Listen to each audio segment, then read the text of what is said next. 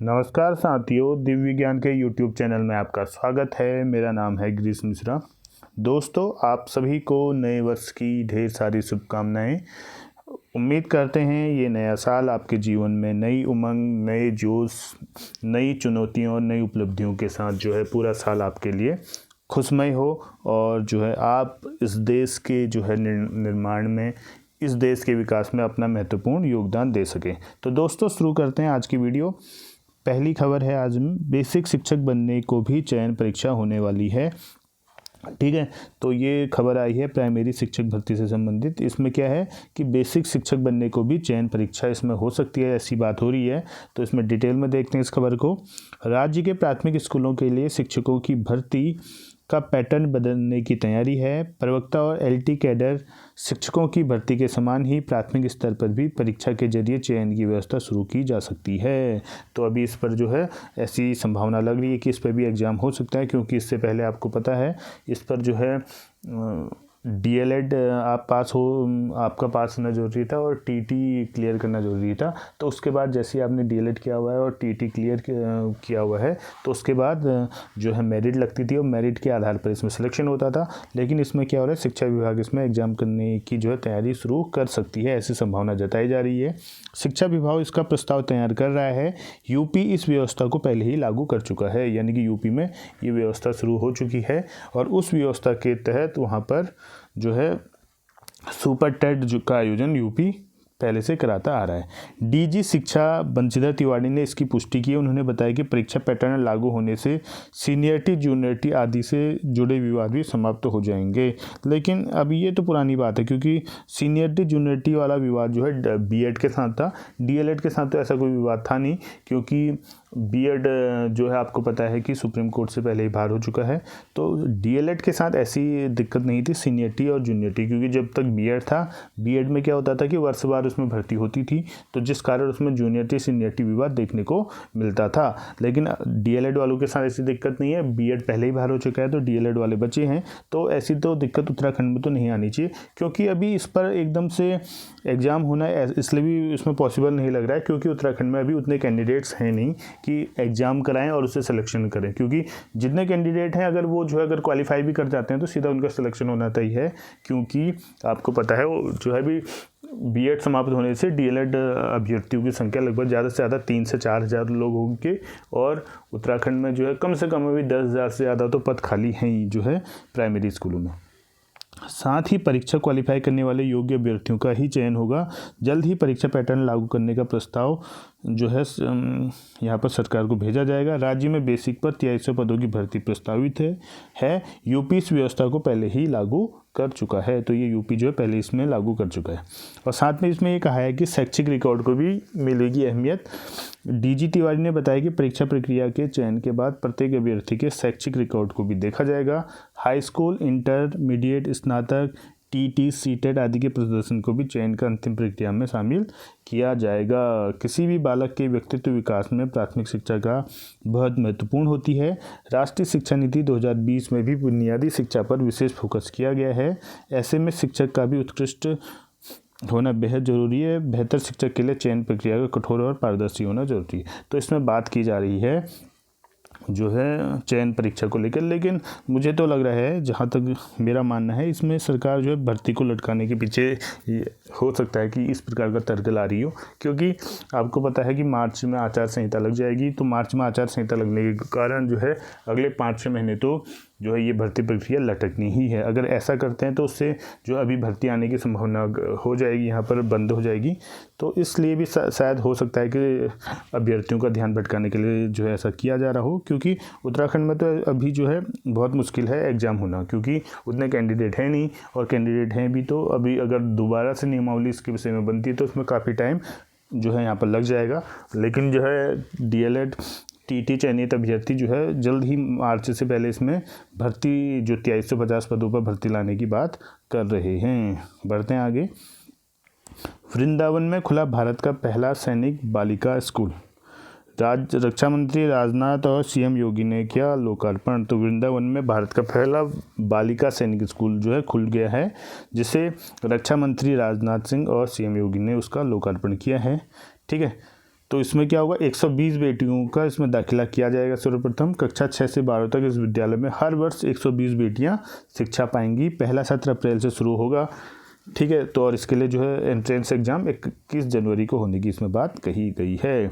इसी प्रकार सीबीएसई बच्चों के प्रदर्शन के आधार पर तैयार करेगा परीक्षा का प्रश्न पत्र। पहली बार बोर्ड परीक्षा से पहले सीबीएसई कर रहा परफॉर्मेंस सर्वे की तैयारी। तो एक बार एक परफॉर्मेंस सर्वे कराने की बात कर रहा है सीबीएसई, उसी के आधार पर जो है सीबीएसई जो है परीक्षा का प्रश्न पत्र यहाँ पर तैयार करेगा जो आगामी बोर्ड परीक्षा होने वाली है। सीबीएसई के काउंसलर करेंगे सर्वे, जल्द किया जाएगा विद्यालयों का चयन। तो कुछ इसमें क्या किया जाएगा, कुछ विद्यालय चुने जाएंगे और उसमें जो है सब्जेक्ट से संबंधित जो है कुछ सर्वे करेंगे। उस सर्वे के आधार पर ही जो है प्रश्न पत्र का लेवल वो तय करने वाले हैं। इसी प्रकार आगे बढ़ते हैं।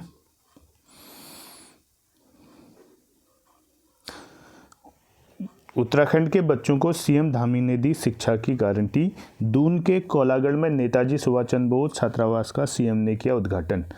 तो इसमें क्या है, यहाँ पर जो नए साल के पहले दिन पुष्कर सिंह धामी ने निराश्रित, वंचित और जरूरतमंद वर्ग के बच्चों को गारंटी दी कि उनकी शिक्षा की राह में कभी अड़चन नहीं आएगी। बकौल सीएम, मैं और मेरी सरकार प्रदेश के बच्चों की शिक्षा और संसाधन देने के लिए बड़े से बड़ा निर्णय लेने से नहीं हिचकेगी।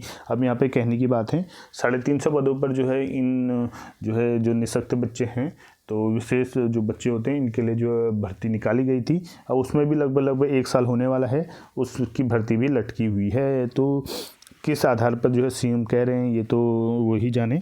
सीएम धामी ने सोमवार को निराश्रित एवं वंचित वर्ग के बच्चों के लिए कोलागढ़ में रिकॉर्ड समय में तैयार नेताजी सुभाष चंद्र बोस छात्रावास का यहाँ पर उद्घाटन किया था। तो इसमें उन्होंने कहा है कि हम जो आप लोगों की शिक्षा के प्रति क्या हैं, चिंतित हैं, यानी कि हमारी गारंटी कि आपकी शिक्षा में किसी प्रकार की रुकावट नहीं होगी। तो देखते हैं आगे इस पर क्या होता है, बाकी उस पर समय बताएगा। सीएम ने बच्चों को ड्रेस पहनाई और जूते भी बांधे। धामी ने छात्रों से साथ में संवाद भी किया है। प्राथमिक शिक्षकों ने अंतरमंडलीय स्थानांतरण का मामला उठाया। अब यहाँ पर अभी भी मामला जो है वही अंतरमंडलीय स्थानांतरण, गढ़वाल मंडल से कुमाऊं मंडल और कुमाऊं मंडल से गढ़वाल मंडल में जो यहाँ पर स्थानांतरण है उससे संबंधित यहाँ पर जो मुद्दा उठाया है। प्राथमिक शिक्षकों ने प्रारंभिक शिक्षा निदेशक उनियाल से की मुलाकात। बोले शिक्षक 6 माह से महानिदेशक व निदेशक कार्यालयों में पड़ी हैं फाइलें, लेकिन इस अंतरमंडलीय स्थानांतरण पर कोई काम नहीं हुआ है।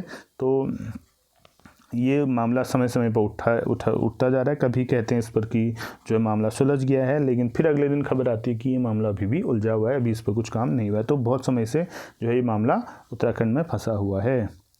इसी प्रकार असम की भांति यहाँ भी स्कूलों में ऐप में दर्ज होगी उपस्थिति।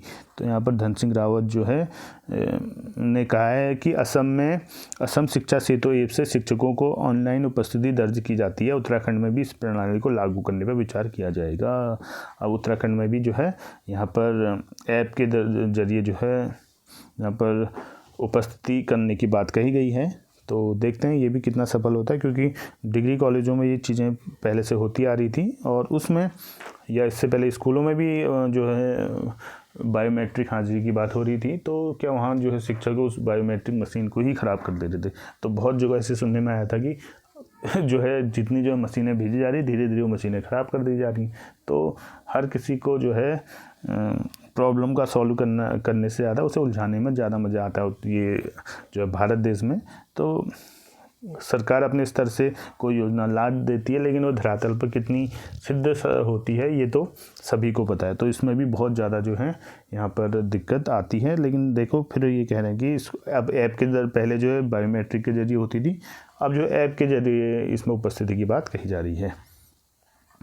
इसी प्रकार योग प्रशिक्षकों के आसन पर आउटसोर्स का रोड़ा, जो ये खबर है ये है डिग्री कॉलेज में 123 योग प्रशिक्षक भर्ती करने की बात सरकार ने कही थी। अब ये भर्ती प्रक्रिया किसी आउटसोर्स कंपनी के जरिए होनी थी, लेकिन आउटसोर्स कंपनी अभी तक इसमें फिक्स नहीं हो पाई है।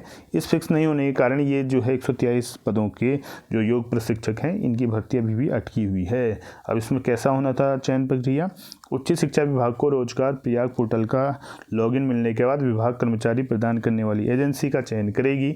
इसके बाद चयनित एजेंसी योग प्रशिक्षकों की भर्ती प्रक्रिया पर चयनित अभ्यर्थियों की सूची उच्च शिक्षा विभाग को देगी। चुने गए प्रशिक्षितों को कॉलेज का विभाग कॉलेज प्रदान करेगा। तो इसमें क्या करना था, आउटसोर्स कंपनी सेलेक्ट करनी थी और उसके बाद ही वो जो है इसे इन भर्ती प्रक्रियाओं को सुचारू रूप से चालू करती। इसी प्रकार बीआरपी सीआरपी के पदों पर भी ये मामला अटका हुआ है कि आउटसोर्स एजेंसी अभी तक उसमें फिक्स नहीं हुई है, जिससे कि बीआरपी सीआरपी की भर्ती भी अटकी हुई है और साथ में 123 योग प्रशिक्षक जो हैं ये भी जो है इनको भी अभी तक इनकी भर्ती पर भी जो है दिक्कत अभी तक सामने आ रही है। अब यहाँ पर प्रोफेसर गोविंद पाठक, सहायक निदेशक उच्च शिक्षा, इनका कहना है कि योग प्रशिक्षकों की नियुक्ति आउटसोर्स के माध्यम से होनी है।